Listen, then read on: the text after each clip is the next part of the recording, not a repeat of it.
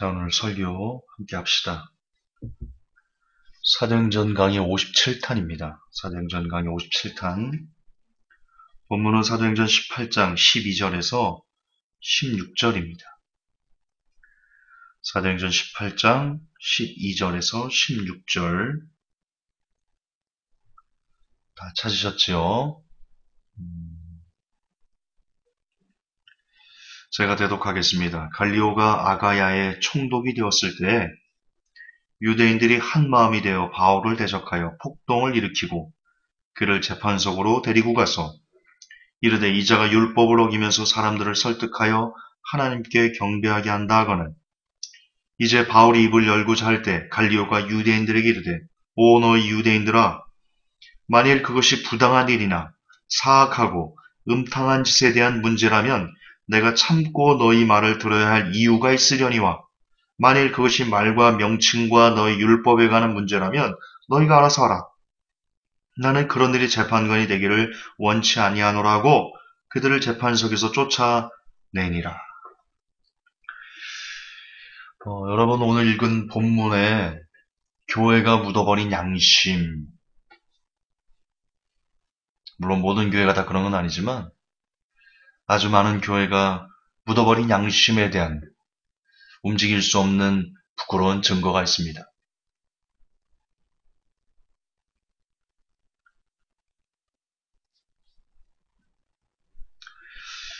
여기 보면 여러분 갈리오는요, 갈리오가 아가의 총독이 되었다. 이 갈리오는 유대인이 아니죠. 하나님을 모르는 사람입니다. 그럼에도 불구하고 이 사람이 뭐라고 말을 합니까? 만약에 14절에 부당한 일이나 사악한 일이나 음탕한 짓에 대해서는 내가 재판을 하겠다. 그래, 그렇다면 내가 재판하는 것이 맞아, 마땅해. 뭐냐? 그것은 사람이 살면서 또 다른 사람에게 해서는 안 되는 그런 나쁜 일. 그것이 사람이 살아가는데 지켜야 될 사람끼리의 기본적인 도의이기 때문이다. 그런데 그런 것이 아니고 말과 명칭과 율법에 관한 일. 다시 말해서 너희들의 종교적인 어떤 교리나 그런 문제에 관해서는 내가 특별히 재판하고 싶지 않다. 그거는 일반적인 모든 사람들에게 공통되는 사람들의 도의, 공의 그런 것이 아니기 때문이다. 즉 다시 말해서 이런 겁니다. 지금 이 믿지 않는 유대인, 하나님을 모르는 사람도 지금 뭐라고 2000년 전에 말하냐면요. 믿는 자든 안 믿는 자든 바울이 믿는 자건 하나님을 섬기는 자건 아니건 나는 관계없다 이거야. 그 사람 말입니다. 그러니까 즉 믿는 자건 안 믿는 자건 하나님의 사람이건 아니건 모든 사람들은 다 기본적으로 사악하고 부당하고 음탕한 어떤 그 혐의에 대해서는 재판을 받아야 된다. 무슨 말입니까? 하나님을 믿는 사람들이든 아니든 모든 사람들은 다 기본적으로 이 땅에서 사람과 사람끼리 맺어진 어떤 그 계약에 의한 도의, 공의를 지키면서 살아가야 된다. 그것이 사람이 사는 기본이다. 이는 그것도 반복합니다. 믿는 자나 믿지 않는 자나 똑같이 지켜야 되는 기본이다. 이 뜻입니다. 2000년 전에 하나님을 모르는 사람도 그렇게 말을 합니다. 그런데 여러분, 우리들은 지금 어떻습니까? 우리들의 모습은 지금 어떻습니까? 우리들은 하나님을 믿는다, 하나님을 시인한다, 혹은 목회자다, 사역자다, 그런 것 때문에, 그런 표면적인 어떤 종교적인, 교리적인, 혹은 교회 생활을 하는 그런 문제에 부닥들이면 그 사람이 덜 도덕적이든, 음탕하든, 나쁜 짓을 하든, 횡령을 하든,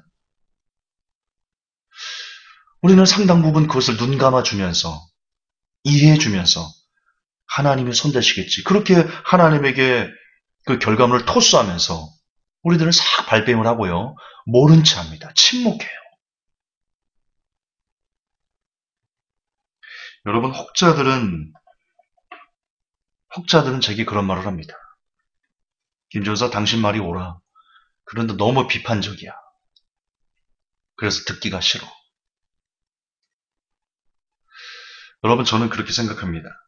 지금까지 한국 기독교가 오면서 정상적인 비판의 목소리를, 비판은 필요한 겁니다. 시시비비를 가리는 것은 너무나 중요한 겁니다. 그래야지 옳고 아닌 것을 성도들이 깨닫고 교회가 그렇게 가서는 안 돼. 목사님들이 그렇게 가서는 안 돼. 권위주의적으로는 안 돼. 이런 식으로 교회를 스스로 정화시키려 했다면 오늘날 한국교회가 이토록 많은 사람들에게 손가락질을 받고 개독교라는 욕을 듣지 않았을 것이기 때문입니다. 그런데 그런 것 없이 아까도 말하지만 이런 기본도 지키지 않는 사람들이 그들이 목사고 그들이 전도사고 그들이 선교사고 그들이 사역자이기 때문에 교회 내에서 그들의 허물을 그대로 묵인해주는 이런 관행이 지금까지 쭉 이어져 왔기 때문에 오늘날 한국 기독교는 사람들에게 손가락질을 받으면서 개독교다라는 욕을 먹게 된 겁니다. 따라서 한국교회가 진짜 바르게 정화되기 위해서는 무엇부터 해야 되냐? 우리가 무엇을 잘못하고 있는지를 정확하게 직시하는 것부터 시작해야 된다. 저는 그렇게 생각합니다. 그러기 위해서는 오늘날 저와 같은 사람들이 필요합니다.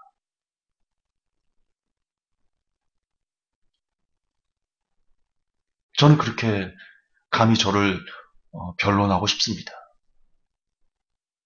저는 회복교회 같은 교회들이 한국교회에 많아져야 된다고 생각합니다. 그래서 아프지만 여러분 썩어 있는 암덩이, 썩어 있는 고름덩이를 칼로 도려내서 빼내는 게 그것이 얼마나 아픕니까? 손가락에 그 가시 하나만 찔려도 아파가지고 빼고 입으로 쪽쪽 빠는데 아프다고 된장 바르고. 그런데 지금 너무나 오랫동안 썩어 있는 한국교회의 못난 모습들, 잘못된 가치관들, 교리들 그런 것들을 배워내는데 그것이 어찌 아니 아플 수 있겠습니까? 그러나 아파도 제거해야 됩니다. 그래야 새살이 돋고 다시 살 수 있는 그런 기회와 가능성을 얻을 것이기 때문입니다. 예전처럼 물에 물 탄 듯 술에 술 탄 듯 목사님이 알아서 하겠지. 하나님이 알아서 하겠지. 하나님이 손대시겠지. 그렇게 보고도 보지 못하고 눈 감고 그러면요.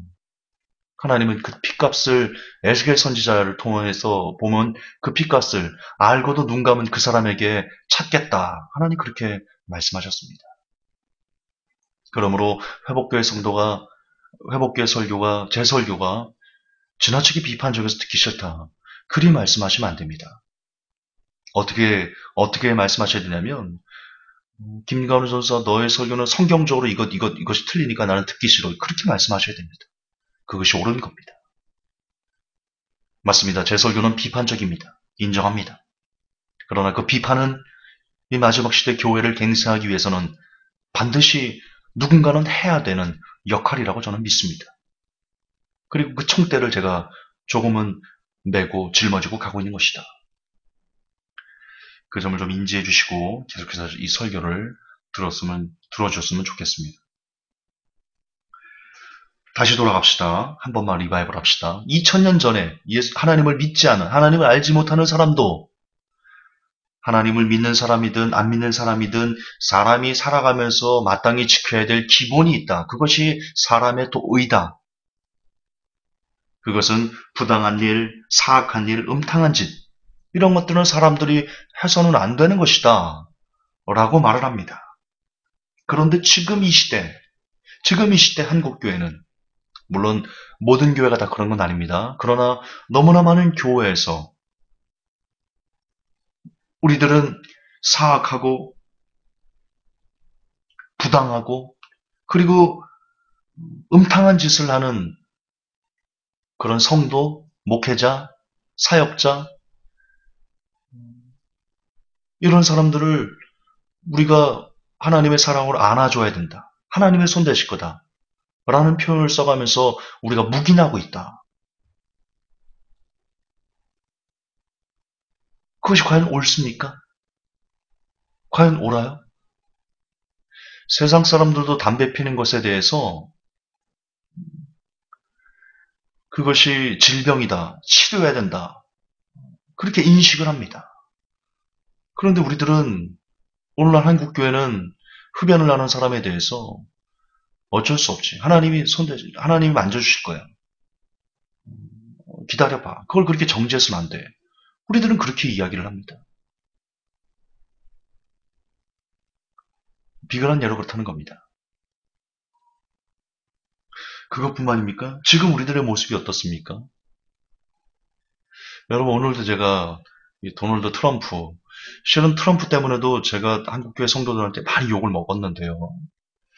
트럼프는 고래 쓰고 하나님이 쓰는 사람인데 니까 싶게 뭔데 트럼프를 욕하냐. 그렇게 제가 욕 제법 많이 먹었는데요. 박근혜 대통령도 그렇고요. 여러분, 그분들이 무슨 일 했습니까? 박 대통령이 무슨 일 했습니까? 부당한 일 아닙니까? 사악한 일 아닙니까?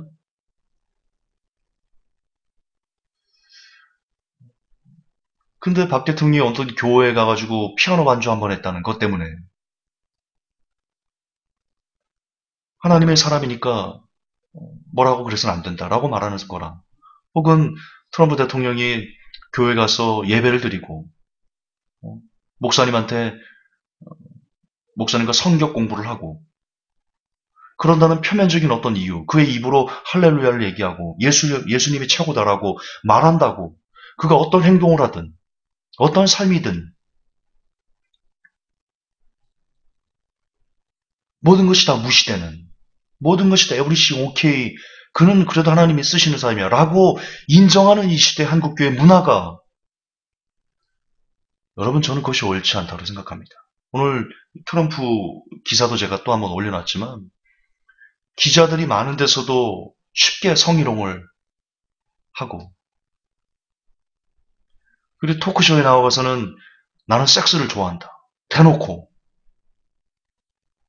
얼마나 그가 성적으로 문란하게 사는지를 단적으로 알 수 있는데, 그리고 그 옆에는 자기 딸, 친딸에게 예와는 섹스를 못하지만, 그게,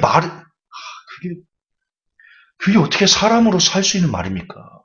아버지가 자기 딸을 옆에 두고 자기 딸에게 나는 섹스를 좋아하는데 내 딸하고는 못해. 이게 사람으로 살 수 있는 말입니까? 아버지로 살 수 있는 말이냐고, 그게.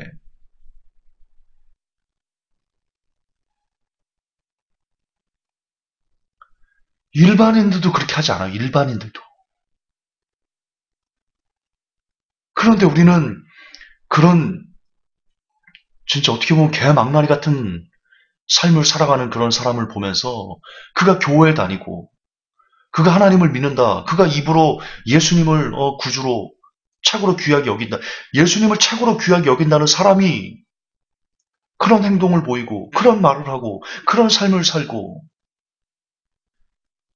자기가 자신이 국민들과 함께 했던 그 언약이래, 국민들에게 하고 싶다고 했던 그 공약들을 다 어기고, 그게 과연 예수님을 믿는 사람으로서 보일 수 있는 삶의 열매냐 이겁니다. 그런데 우리들은 그런 열매나 그런 모습들은 전혀 보지 않고, 특히 한국교회 성도들이 그게 심한데, 소위 말하는 보수적인 그 뭐가 보수고 뭐가 진보인지 저는 잘 모르겠는데,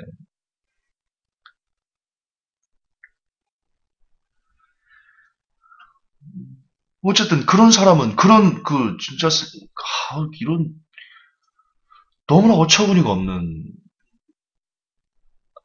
그냥 듣고 있으면 내 귀를 씻고 싶을 정도의 그런 더러운 말을 아무렇지도 않게 쏟아내는 그런 사람을 보면서, 그것도 반복하지만 그가 예배를 드리고 그가 그 입으로 예수님을 귀하다라고 말하니까 그는 하나님이 쓰는 고레스와 같은 선지자라고 말하는 이 한국교회 이 성도들의 이 의식과 가치관이,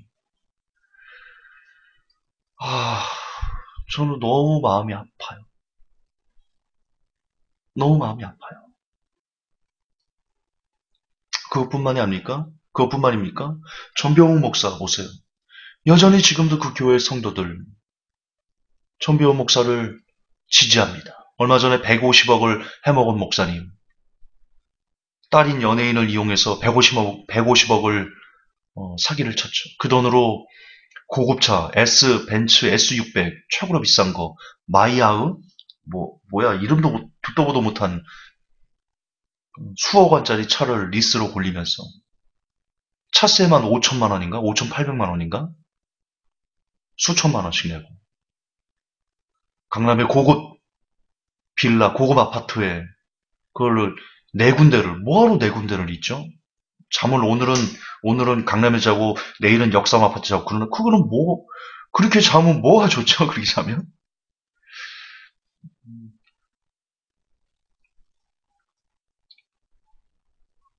그렇게 살았던 목사님을 그 교회 성도들이 뭐라고 말해요? 그 뉴스에 나왔잖아요. 그 뉴스가 아니고 뭐야 다큐멘터리 나왔었잖아요. 그 교회 성도들이 뭐라고 말해요? 일부 몇몇 성도들의 모함으로 목사님이 지금 억울한 부당함을 겪고 있는 것이다. 우리는 여전히 목사님이 돌아오길 기다린다. 그 성도들이 지금 그러고 있잖아요.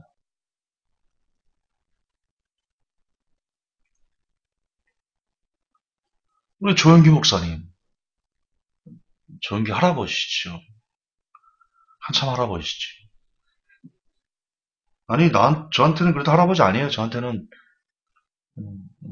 어르신이에요.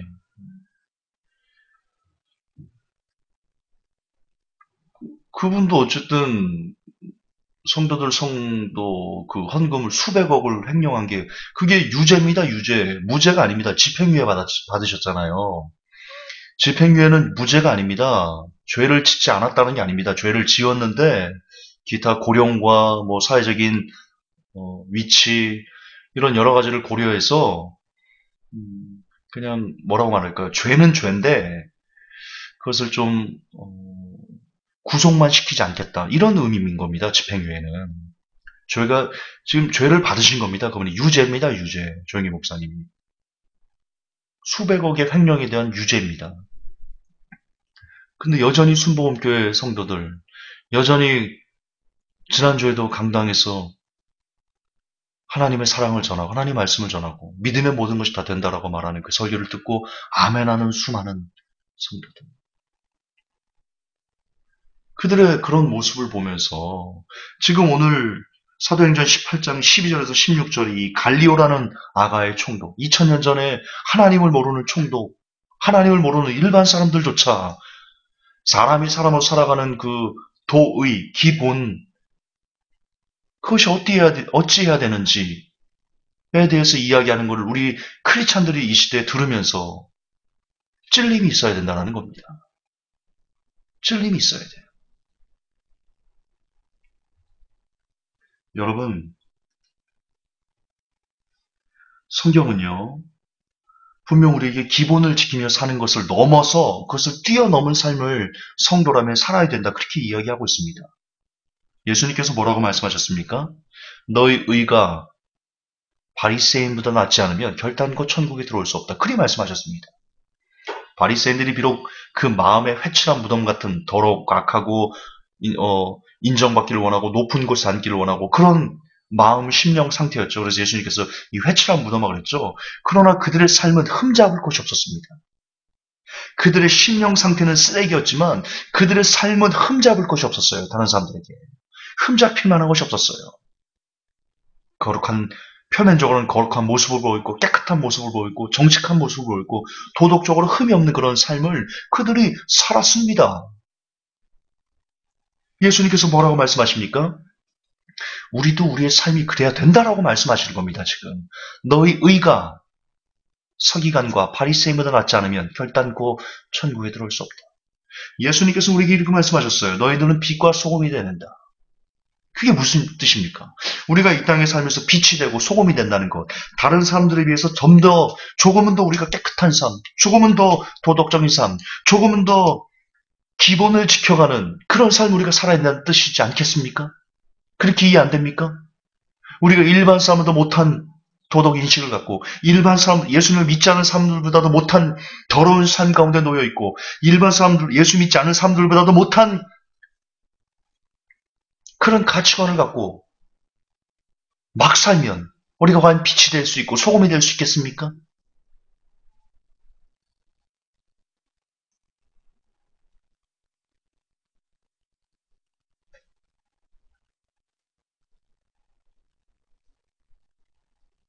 우리는 세상 사람들보다는 조금은 더 나은 깨끗한 양심, 선한 행실, 저와 여러분의 삶 가운데 있어야 됩니다. 주님이 그걸 원하십니다. 주님이 그것을 우리에게 또 열매다라고도 알려주십니다. 성경은 분명 우리에게 우리 일반 사람들이 우리의 착한 행실을 보고 하나님 아버지에게 영광을 돌리게 하라라고 말씀하십니다. 세상 사람들이 우리를 보고 이렇게 얘기해야 됩니다. 그래도 예수 믿는 사람이 다르구나. 창조형제를 보면서 그 함께 일하는 동료들이 그렇게 얘기해야 됩니다. 아, 그래도 창조형제를 보니 예수 믿는 사람들이 다르긴 다르네. 우리가 그런 삶의 주인공이 돼야 됩니다. 우리 주님을 위해서 말입니다. 우리 주님을 위해서 말입니다. 하나님께 영광을 올리게 하라. 우리의 착한 행실을 보고 하나님께 영광을 올리게 하라. 여러분, 하나님께 영광을 돌리는 길은 여러분이 1등 되는 것이 아닙니다. 여러분이 크게 부하고 성공을 이루는 것이 아닙니다. 우리가 예수 믿는 사람으로서의 삶의 모습들을 다른 사람들에게 보여줄 때 이기려 하지 않고 오히려 져주고 인내하고 억울한 일을 당해도 감사로 분노를 쏟지 않고 손해보고 양보하고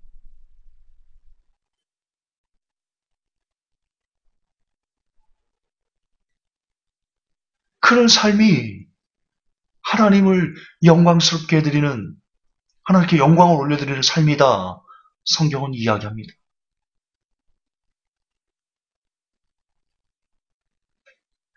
그것도 반복하지만 여러분,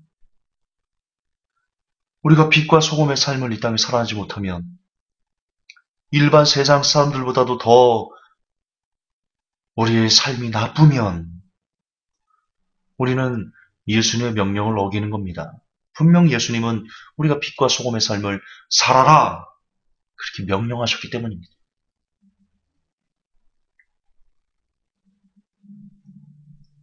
지금 우리들은 잘못되어 있습니다.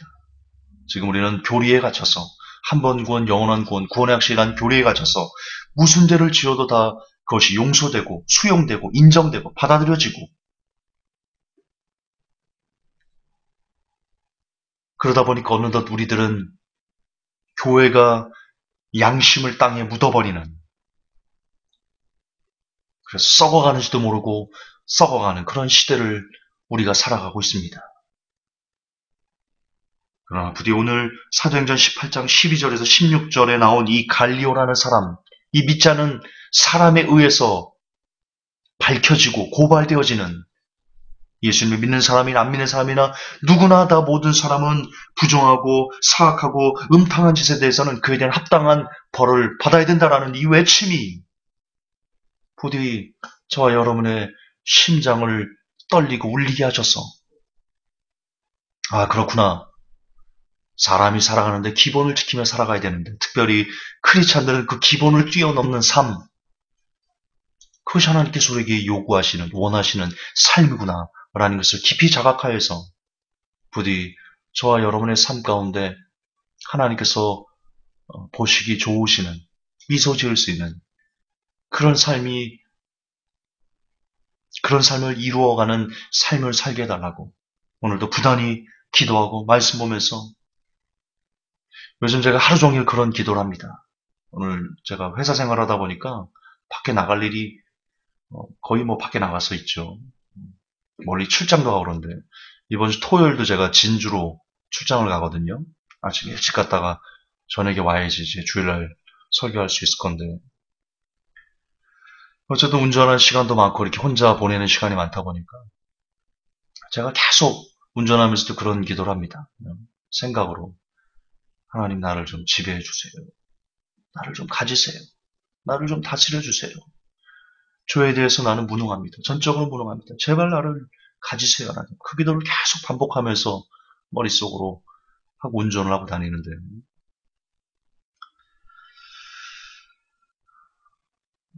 우리에게 그런 기도가 저는 필요하다고 봅니다. 끊임없이 그런 기도를 일하면서도 그리고 정해진 시간에 그렇게 할 때 정말 하나님께서 우리의 그 마음을 보시고 그분이 우리를 잡으신다면, 그분이 정말 우리를 잡아주시고 그분의 영으로 우리를 충만케 해주신다면,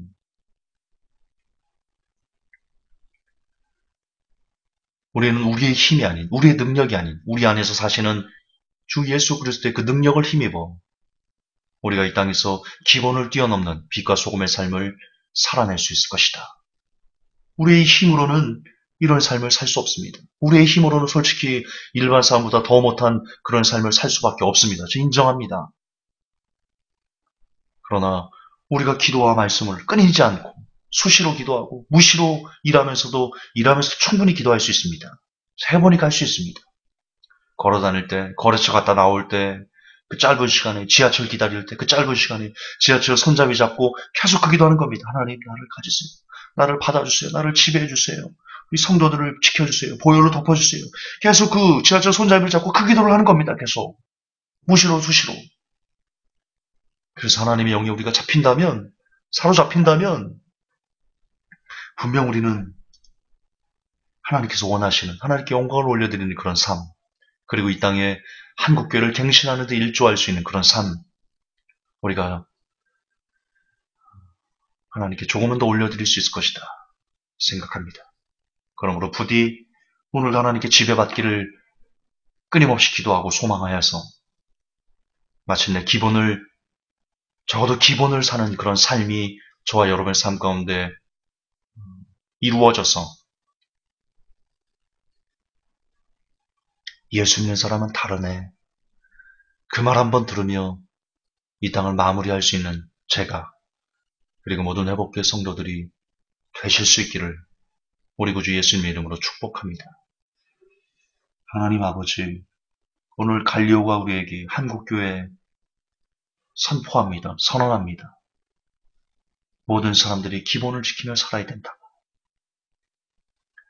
그러나 우리들은 그 인간들의 기본적인 삶을 교회 다닌다는 것 때문에, 하나님을 믿는다, 선포한다는 것 때문에 모두 다 받아주고 있는 그런 안타까운 시대를 우리가 살아가고 있습니다.